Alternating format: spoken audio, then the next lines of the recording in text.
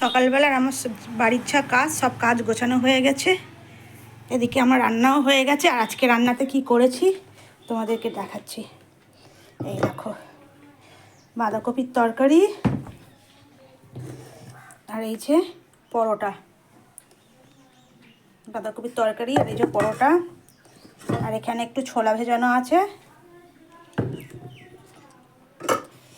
আর আজকে দেখো বাড়ির ঠাকুরও দেওয়া হয়ে গেছে। আজকের আমার মেয়ে বাড়ির ঠাকুরটা দিয়েছে আর আমি এদিকের কাজগুলো সেরেছি। ঘরের বিছনাও গোছানো কমপ্লিট।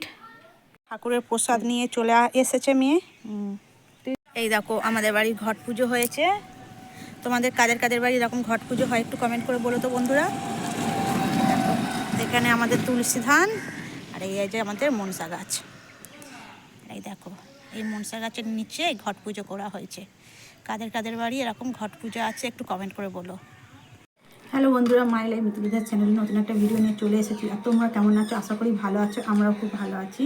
আর আজকে ছিল ঘট পুজো। ঘট পুজোর কী খাবার তোমাদেরকে আগে দেখিয়ে দিয়েছি, পরোটা আর বাঁধাকপির তরকারি। আমি এখন স্নান করলাম, করে ঘটে জল দিলাম, দিয়ে এবার আমি একটু প্রসাদ খাবো, খেয়ে খাবার খাবো, মানে দুপুরের খাবারটা খাবো।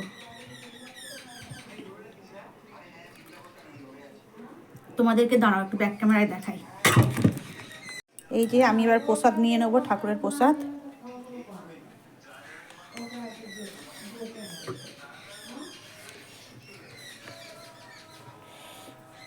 আর জানো তো বন্ধুরা, এইটা কি বলো তো, এটা সতেরো পিঠে বলে। চালের গুঁড়ো বেটে এর উপরে নতুন গুঁড়োর পাটলি দেওয়া, এটাকে সতেরো পিঠে বলে। এই সতেরো পিঠেটা আজকের মানে ঘট পুজোর দিনে খেতে হয়।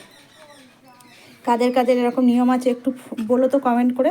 আর এই দেখো আমি ভালোবাসি না ওই জন্য আমি হাফ নিলাম।